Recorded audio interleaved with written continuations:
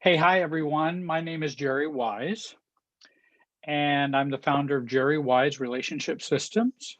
And I've been working with folks for 40 plus years, helping them with self differentiation. And I've always had a very significant interest in inner child work. And uh, I've got about 230 videos on YouTube. I hope you'll join this channel and subscribe. Today, I have the privilege to interview my guest, Dr. Margaret Paul. She is an author of several best-selling books. She's a psychotherapist and co-creator of the Inner Bonding, a self-healing process. Her books include Inner Bonding, Do I Have to Give Up Me to Be Loved by You? And Healing Your Aloneness, many of which I recommend to clients to read. She's a noted public speaker, a workshop leader, educator, chaplain, consultant, and artist. She has appeared on many radio and TV shows, including The Oprah Show, and she holds a doctorate degree in psychology. And I want to thank you for joining me today, Dr. Paul. Thank you. It's my pleasure. There's some things I wanted to ask you about today because I had some questions, and if I had an opportunity, I was going to ask you. Good, great. And this is my opportunity, so I'm going to take it. And well, when I began doing my own therapy decades ago, which I've probably been doing therapy ever since, I wasn't really happy with the results, and I then stumbled onto Bowen family systems theory, and I stumbled onto inner child work. And those seem to help me the most and make the biggest changes in my life. And so, having having had that strong interest in that, I found that it was personally helpful for me. That's what I bring to my practice when I work with other people. How and when did you begin to see inner bonding and inner child work was so important for recovery and healing? Well, I was working as a traditional psychotherapist for 17 years. And like you, I had had a ton of my own therapy. And I wasn't happy with my own results or the results of traditional psychotherapy.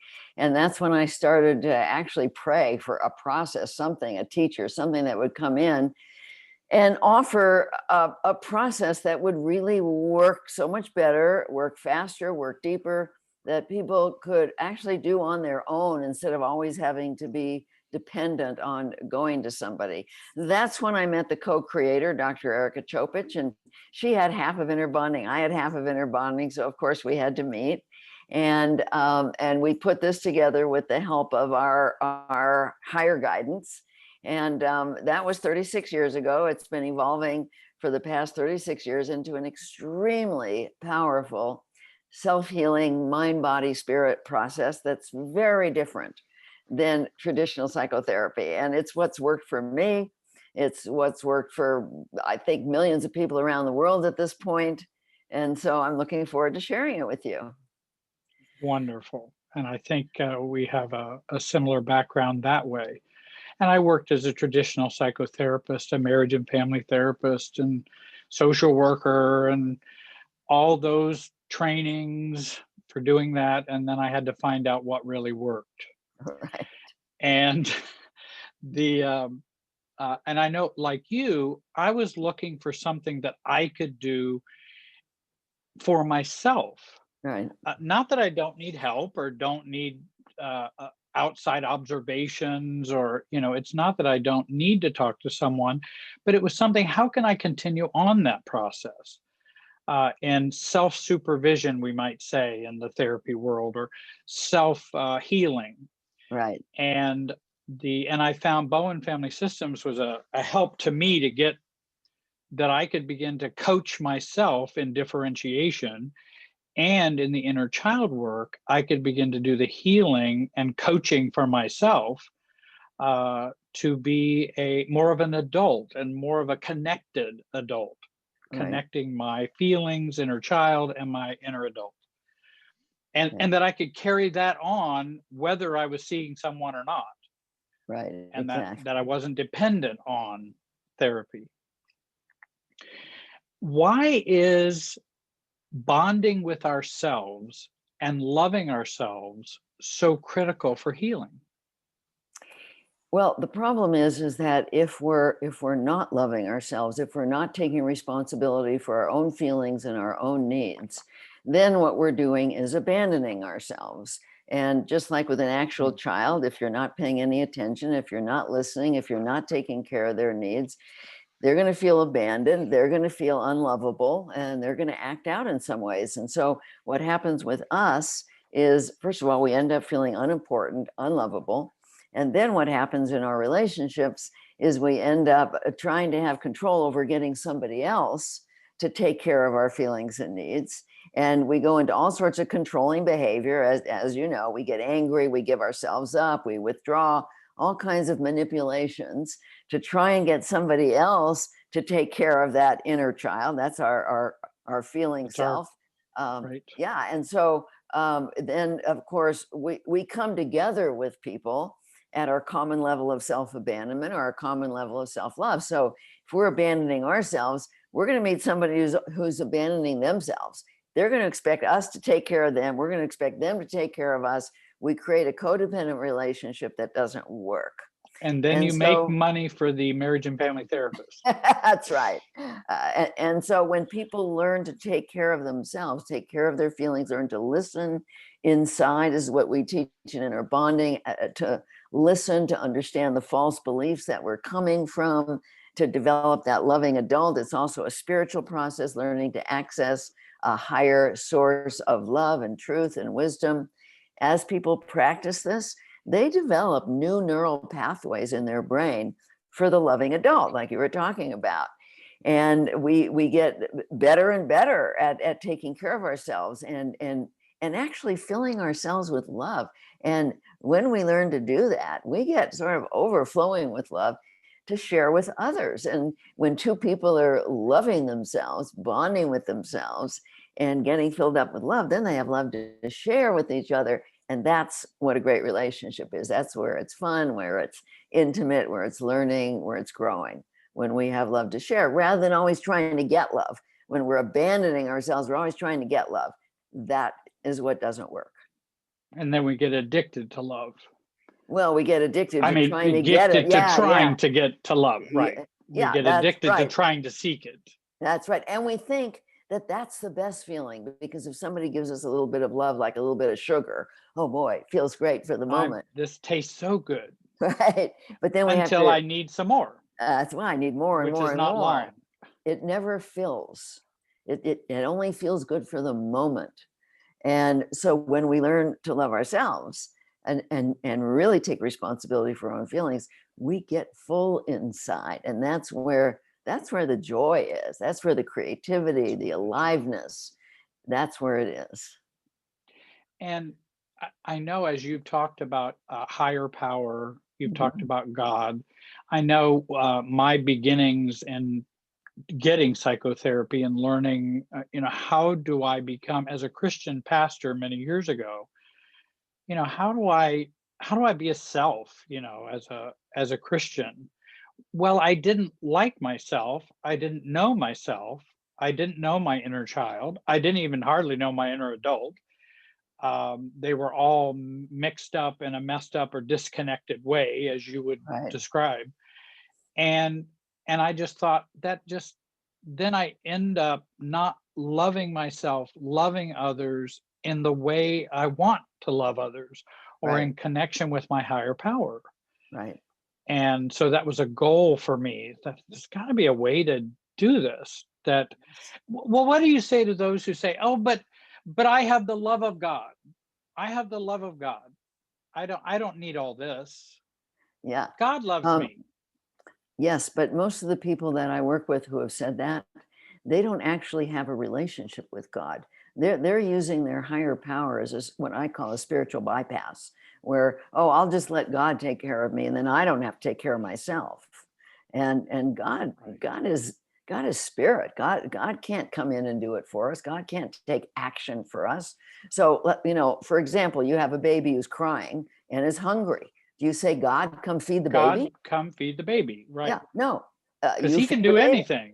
Right. No, but you feed the baby. And the same analogy as far as trying to get somebody else, like you have a baby. Is it easier to go around the neighborhood, knock on doors and try and get somebody else to feed the baby? Or is it easier for you to feed the baby? And so people say, well, I can't do it. It's too hard. It's too much work. It's way easier than trying to get somebody Trying else to to get do God it. or the neighbor That's right. to That's feed the right. baby. That's right. And I know I think about the with that love of what I found was I could experience more love from God or my higher power if I was connected to me.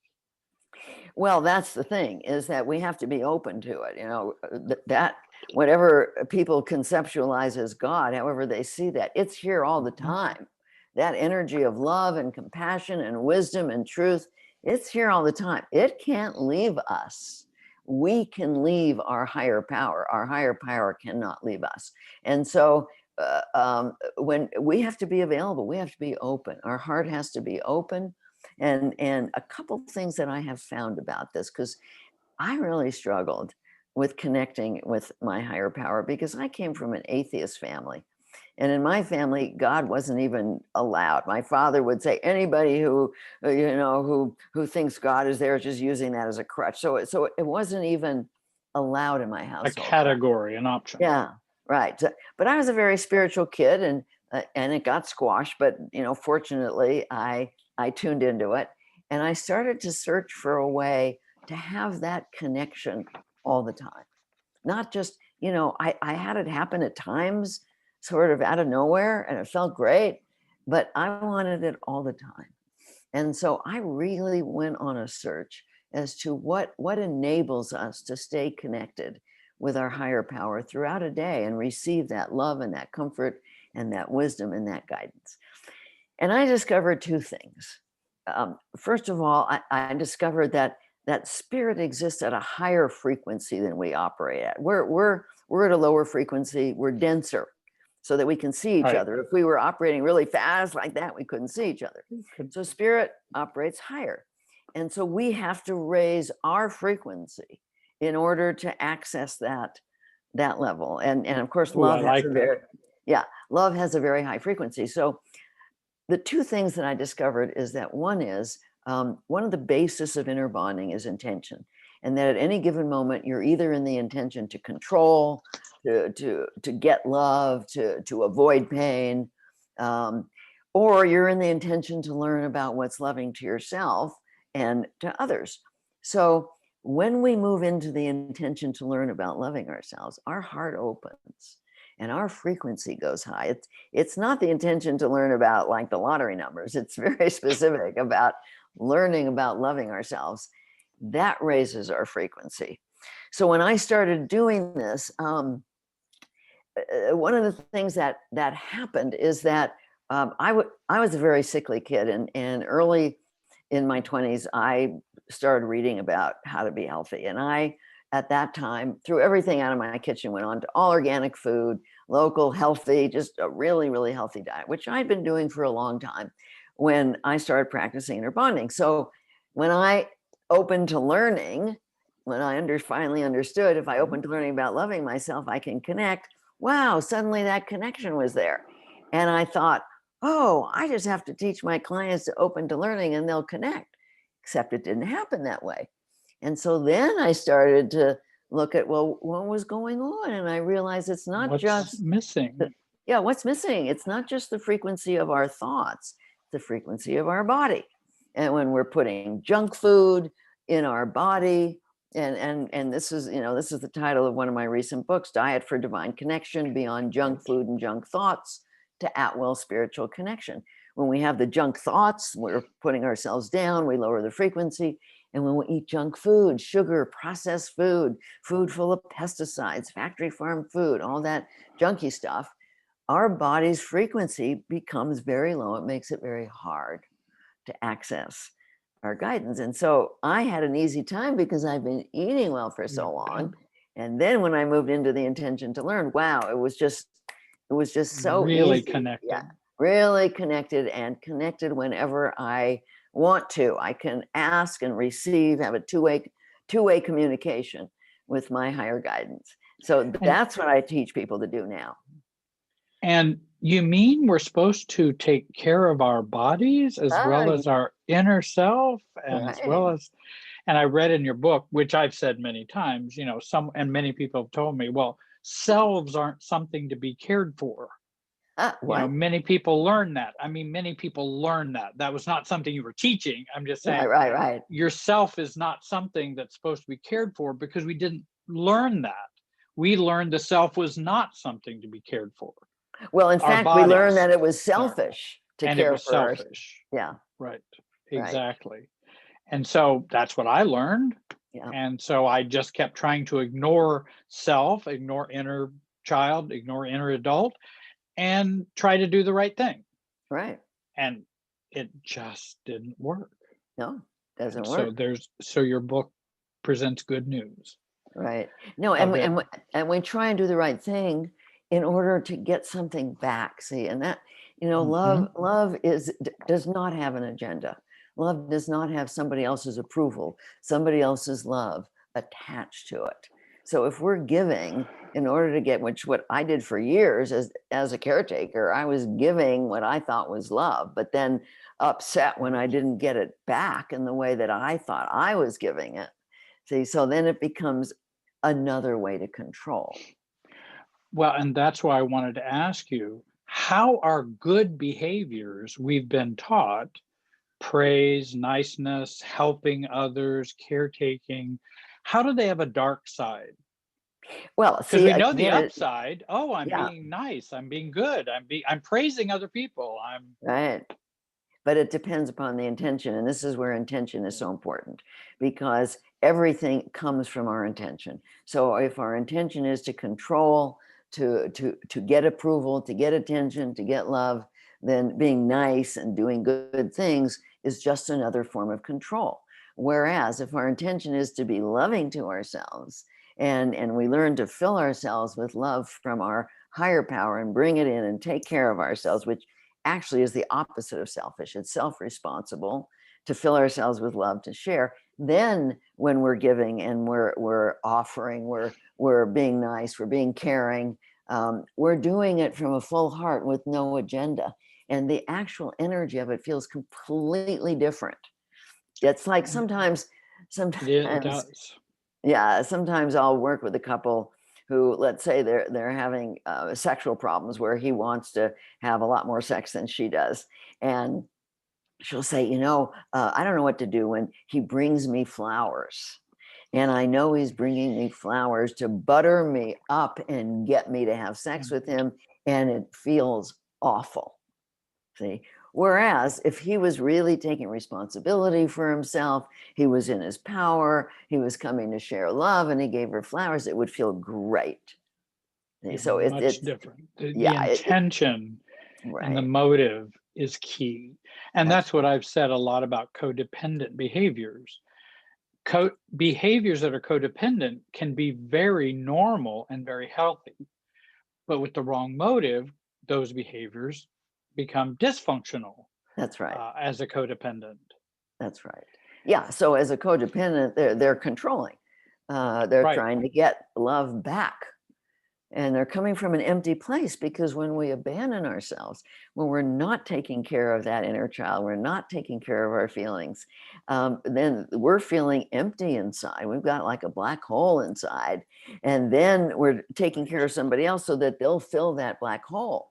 Well, people don't like to be controlled. Nobody likes to be controlled. So when somebody is trying to get love, the other person will likely pull back, withdraw, shut down.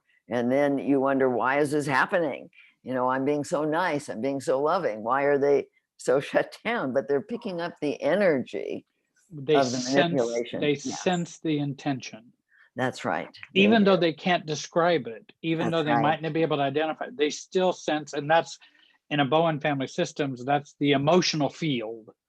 Right. The emotional field is contaminated with this urge to push or pull, rather than just be yourself. And so I'm doing these things to push and pull. Right. And to be me. Yeah, and very often, somebody with an anxious relationship style who's got this fear of abandonment will meet somebody with an avoidant relationship style who's got a fear of engulfment. And so the one who's afraid of abandonment is going to be clutchy, jealous, angry, just, trying to control in a lot of ways. Pursuing and Yeah, pursuing. pursuing, right. And the other one is going to feel engulfed, controlled, smothered, and they're going to withdraw from that. And that's a very, as you know, a very, very common system. Common And problem. yeah.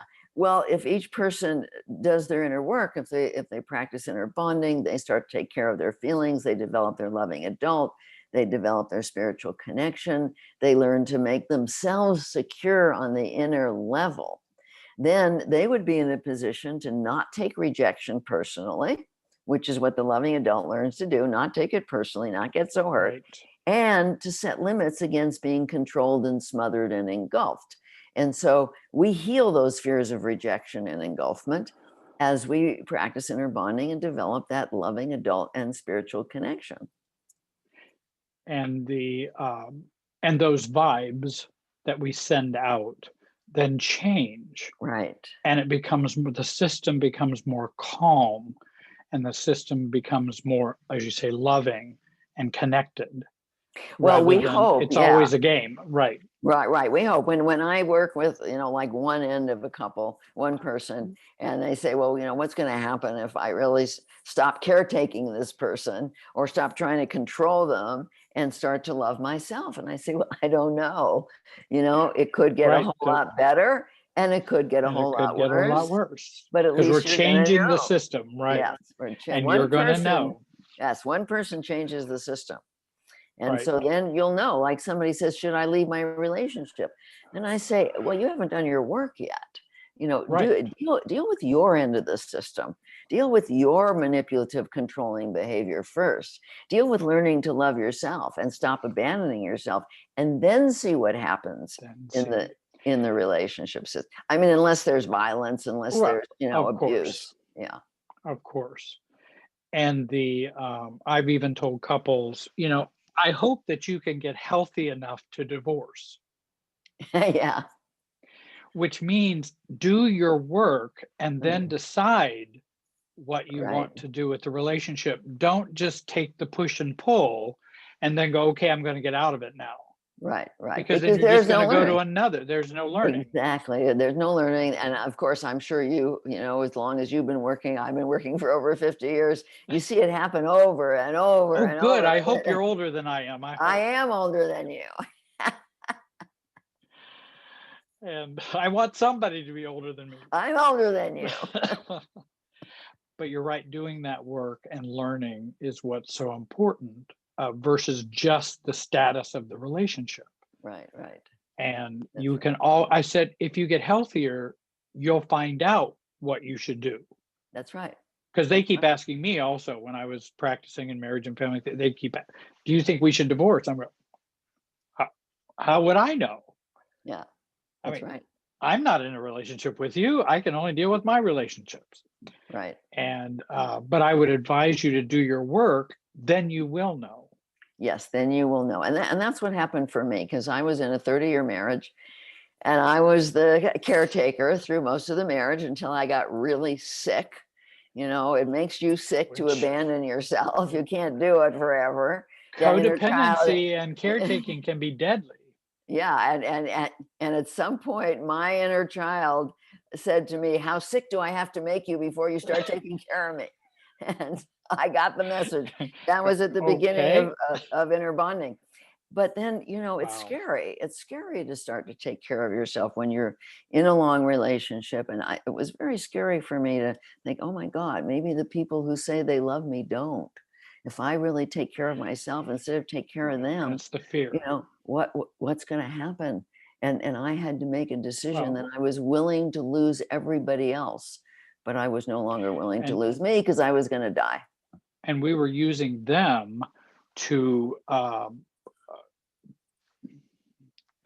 bolster Yeah, our sense of wellness and who we are and that we're worthy and that, that's and right. But so it they're wasn't holding us working. up, but it doesn't work. It It doesn't doesn't ultimately work. work, but we No. use them So if I detach, or if I start working on my issues, well, then they might not be happy with me. And that's how I've been living all these years. Right. And so I mean, it took a lot of courage for me. I had to say, okay, if I end up alone, if I lose everybody, I'll be okay. And if I get hurt, I'll be okay. I have to be willing to be Okay. hurt. I have to be willing to lose everybody. And in fact, that is what happened. It was the hardest time of my life because I'd been such a good caretaker, Mother Earth to everybody. And so my husband was mad, my kids were mad, my parents were mad. My parents actually disowned me. I mean, it was a really, really tough time. But you know what? I got well, and I got me, and I got my aliveness, and I got my creativity, and I got my health. And so even though I had to deal with finding out that the people who said they loved me really didn't, although two of my three kids kind of came back in, um,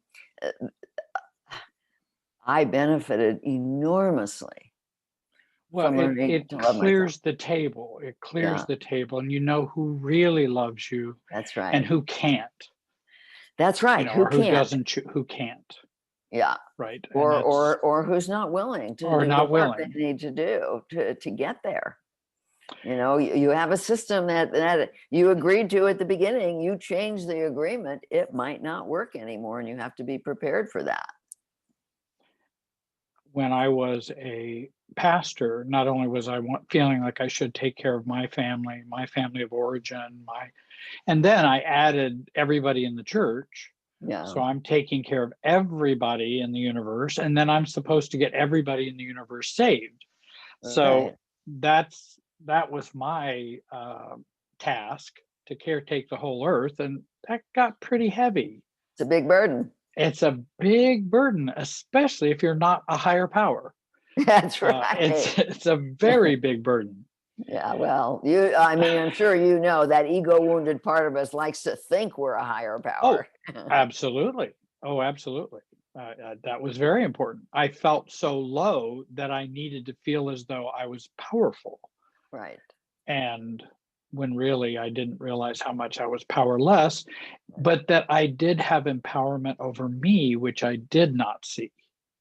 Well, I, and that's such an important issue, Jerry, because when we're infants, we don't have any power over ourselves, and we don't have any power over others. And if we cry, they don't come, we could die. And so the fear of being helpless and powerless over other people it is old and deep. And one of the things all of us need to learn is how to really compassionately manage the true helplessness over other people, that we don't have control over others, and we don't have control over outcomes, but now, unlike being an infant, we have control over ourselves, and that is where we are powerful.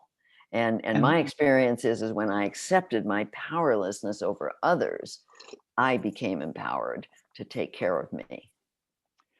and so we transform powerlessness from bad news to good news. That's right. That's right. And that's where a real transformation happens. That's right.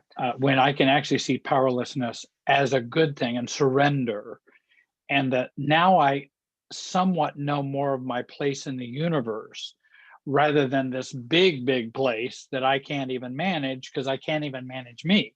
Right. And now I'm trying to manage and caretake everybody else. Yeah. And then of course we're frustrated because they're not doing what we want them to They do. don't. I don't know why Um, they didn't do what I I wanted them to know. do. I I know. praised them, I gave to them, I bled for them.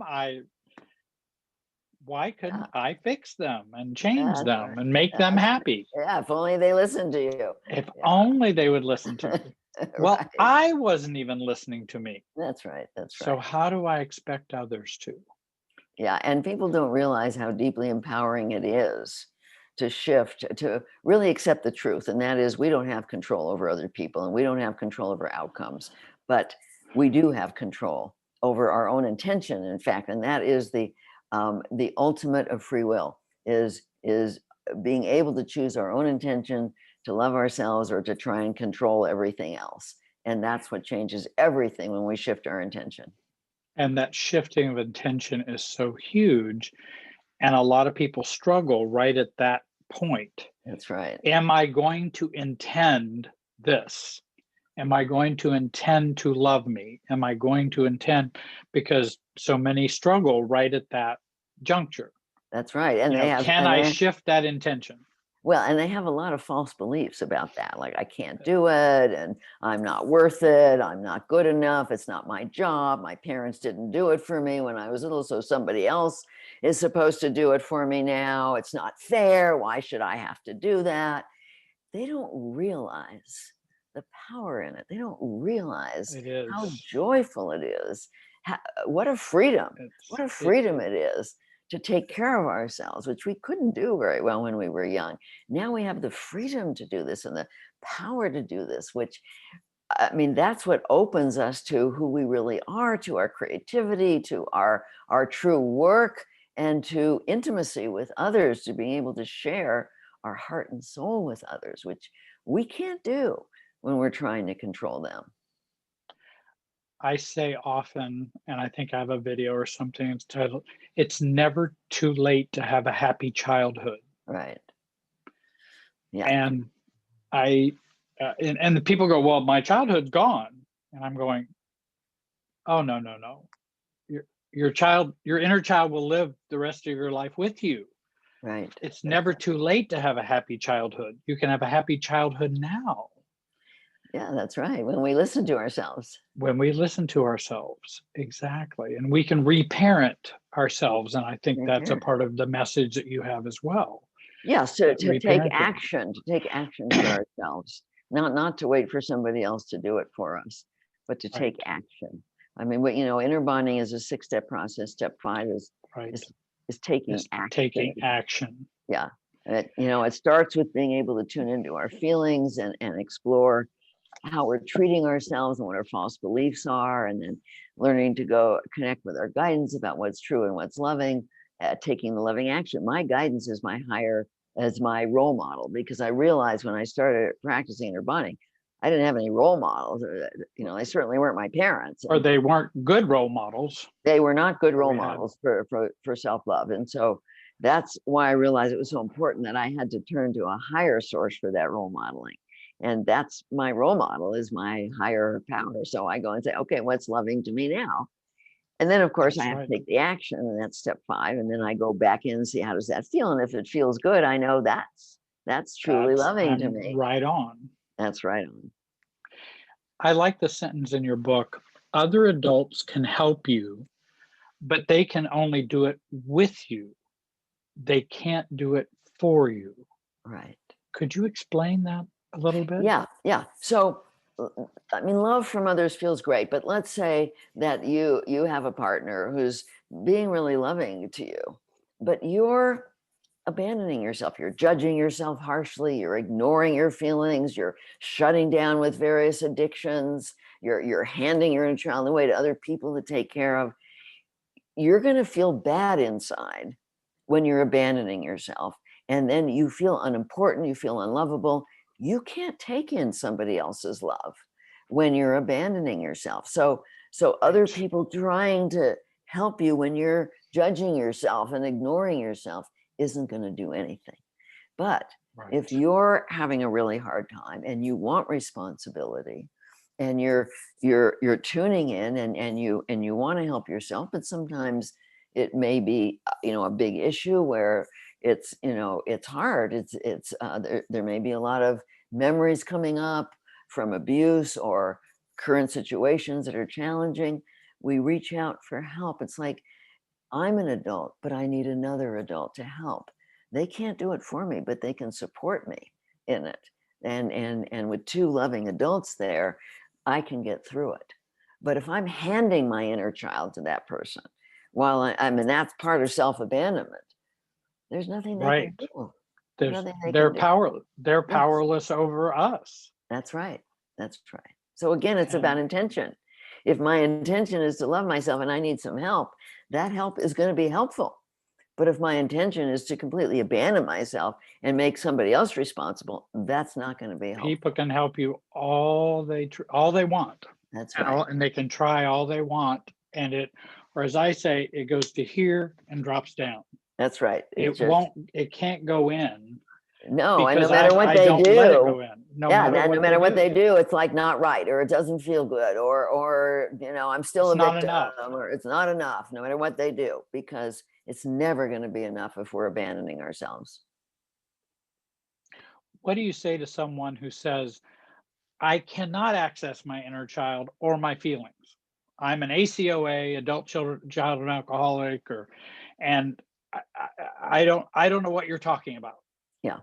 I'm sure So you've had that question a yes, thousand times, a yes, I statement have. a Well, thousand first of times. all, sometimes people don't realize that their feelings are showing up physically. And so if I ask them to breathe in and just tell me what's happening physically, and they'll say, well, I feel tense in my stomach. Okay, that's a feeling. That's a See, feeling. so they can feel, they just don't I realize it. Like, I feel a headache. I yeah, I feel a feel headache, or my shoulders hurt, or okay, my that's throat is tight, the mouth is dry. that's right. So those are feelings, and that's information that we want to be tuning into and learning from. But sometimes you go inside and people feel nothing, they feel empty. Well, that's a feeling. Mhm. Emptiness, Empty. aloneness, nothing lets you know that there's complete self-abandonment going on. But sometimes people are aware of what they're feeling, but they go inside to try and talk to their inner child, and their inner child won't talk to them. And that's because they don't trust. There's not enough of a loving adult. And so then I Why encourage would they people, want to talk? Why would yeah, they want why to why say? would they? They feel betrayed, they feel abandoned, they feel alone, and they don't trust that there's an adult who's going to care about them and listen to them and believe them and do something about it. So then I encourage people to work on their connection with their higher guidance and on developing their adult. Like if they were to, I have them imagine adopting like a foster child who's been shuffled around or Oh, I abused. love that. I even wrote that down. I love that Yeah, so they that bring in the analogy. foster child, and the child is like, well, who are you? And no matter how wonderful and loving you might be, this kid is shut down, doesn't believe you, has been betrayed. It's going to take consistency. It's going to take really being in your heart Time and time to prove yourself to the child, and that's and what has to changing happen. those inner adult intentions. Right. That's right. And so that's what we have to do for ourselves. We need that practice.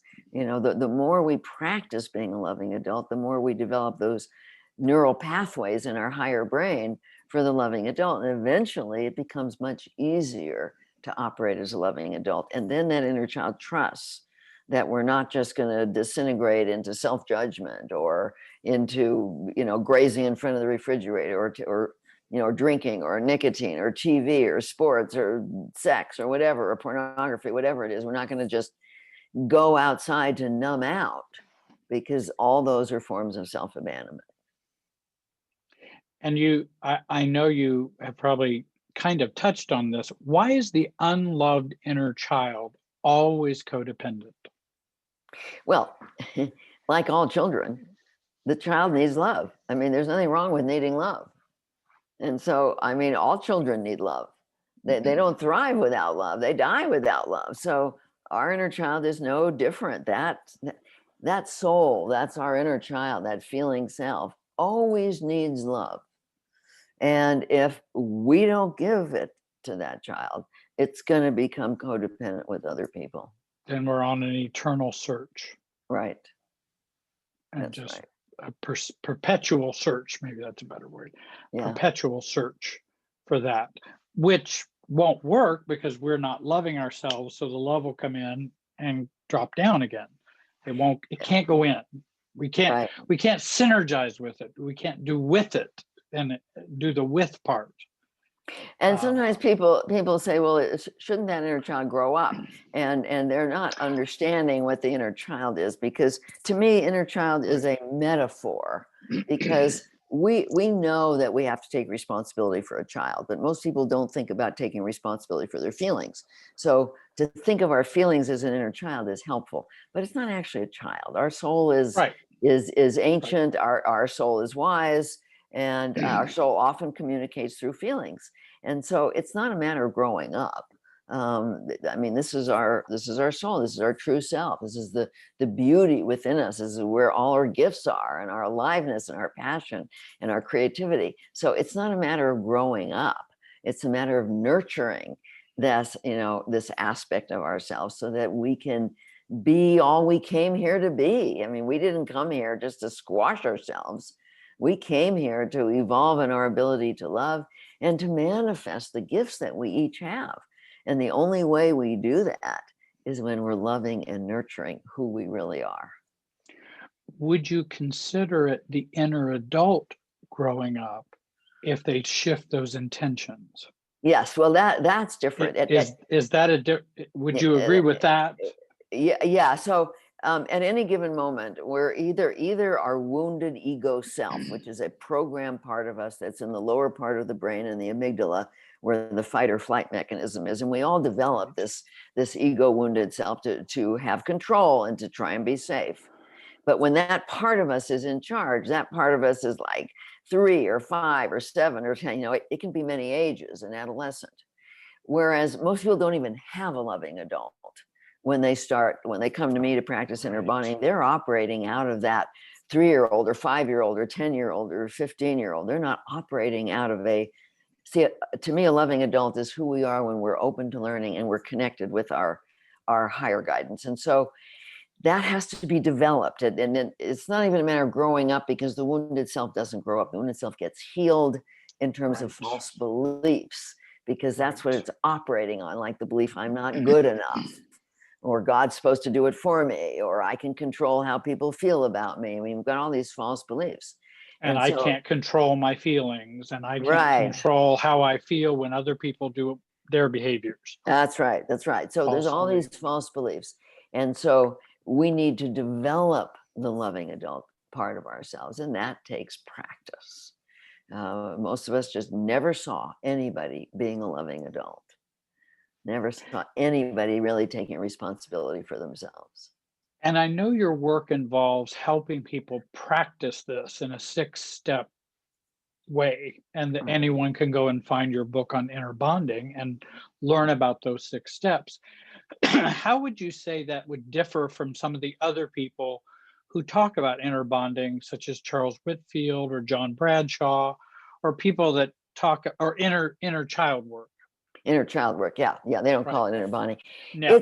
It's first of all, it's a pathway. It's a very definitive 6-step pathway.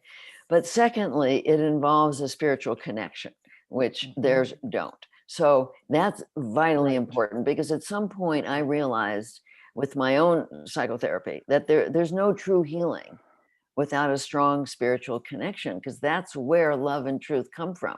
So if you don't have that, you just keep going round and round in the wounded part of yourself with your false beliefs. And so in inner bonding, like I said, it's a mind, body, spirit. It's both, it's intellectual, it's emotional, and it's spiritual. And that's a vital aspect. That's very, very different than most other modalities. And I know you do workshops. How often do you do workshops, or can someone access those at any time? I do have a recorded workshop. People can go on the website and they can download the recorded workshop, the inner bonding workshop. Before COVID, I was traveling to various retreat centers to do workshops, but now I've been putting them online and they're fabulous. I was doing 5-day intensives, 3-day advanced intensives. I would go to, a retreat center.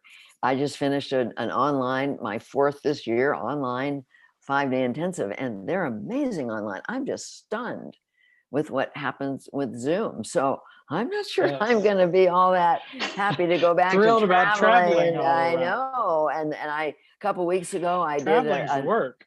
Yeah, it is. It's hard. And a couple of weeks ago, I did a weekend online workshop that was just amazing. I'm just amazed. There are some things you can do on Zoom that you don't do in person, like putting people into groups really quickly, or having people, ask questions on the chat, or call out things on the chat. And so there's a lot of advantages. And many, many people have said to me, like just this last 5-day intensive, I love being in my home. When I go to a retreat, it's great. I feel, happy and alive. But then I Like come the home. interaction. Yeah, but then I come home and it's back to business as usual and I forget all about it. Whereas here, doing it online, I'm having to deal with, my partner, my kids, my work, whatever it is, the whole time I'm, after or before the intensive, depending on where they live, because I've now got people from all over the world who couldn't come before. Right, who couldn't And so, come to no, Florida or California. Or, yeah, that's right. And so, yeah, I had somebody from Switzerland, somebody from the UK, last time somebody from Dubai, a couple people from Dubai. So, it makes it available for them. And then they get to bring it into their life right then, rather than, right, right. having to come back from a retreat. So I see a lot of advantages. I'm not sure the retreat centers are going to be that happy with me, but yeah, so I it's know. available. I also give online courses. I have a fabulous course called Love Yourself. People can sign up for it at any time. I have a bunch of other courses, Wildly, Deeply, Joyously in Love. People can sign up for that relationship course at any time, Attracting Your Beloved. That's coming right up. And Passionate Purpose, Vibrant Health. I have one called Unlocking Your Inner Wisdom, which helps people to access their higher guidance. So so these are available for people at any time. We have Inner Bonding Village, which helps support people. I have a fabulous online membership program called SelfQuest, which teaches people the inner bonding process. So there's many, many ways, including the I've books. seen that, yes. Yeah. And I have sent many people your way. I'm so appreciative of that, Jerry. Thank And you so I much. will continue to do that. Thank you. In terms of the workshops, yes, I've got a workshop coming up December 5th, 2020, and it's on a Saturday. And you're right, you don't go anywhere anymore. You do it on Zoom, and I love it. Yeah. I mean, it really is a wonderful process. Right. And I don't have to do all the travel. I'm getting older. It's a lot of work to take everything and to take myself. Right. And it's just nice to be able to do it in a comfortable environment. And then they can do it in their comfortable environment. That's right. It's great. I'm thrilled with the technology. Yeah, we're probably not helping the conference centers, and maybe we'll get back to that sometime in the future. Yeah, maybe. Well, one of them is worried. They sent me a survey and said, "So I want to know how you're doing with your online." I said, "I'm doing great." I don't think they wanted to hear that. They don't know. It's just been so difficult for a lot of people. Yeah, I know. Well, we've come to the end of our time, and you've been so gracious to give me this time today and to answer my questions. I wanted to, is there anything you'd like to share with my viewers that would be of help, or anything you've forgotten or I didn't ask you, or you've talked about your program? And I'm going to put all of your contact information on the YouTube description. Yeah, so I really want to encourage people to start to practice step 1 of inner bonding, which is moving. It's a big journey, moving out of mind focus and into body focus, because this is where our inner child lives, where our feelings are in our body. And to practice, when I started to do this, I couldn't remember to get out of my head and into my body. So it took me practice. It is practice. It does so I take want to practice. encourage people to practice tuning inside, practice getting present in their body with their feelings. Just that, they're going to find so much improvement when they just get present with their feelings, and they want to learn from their feelings rather than avoid them. And I wanted to share with folks, here's my copy of Inner Bonding, Dr. Margaret Paul, and your co-author, isn't she on there? No, she's not on. She's not on this one.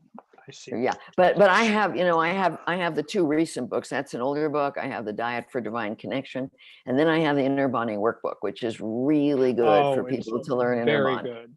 Yeah. And I also have my copy of the Healing Your Aloneness Workbook. I have the text. I just couldn't put my hand on it. Yeah. I love that. I've always been one about to deal with healing your aloneness and how important that is. Yeah, great. Thank you so much. Well, I want to thank everyone for joining us today. and for listening. You've been kind and patient to listen to us today. And I hope you'll join my YouTube channel, Jerry Wise Relationship Systems, and please become a member of the YouTube channel as well. Dr. Margaret Paul, thank you so much for joining me today. You've been so kind to be here with us. Thank you so much, Jerry. It's been a pleasure. I've enjoyed our conversation very much. And you all have a great day and be wise.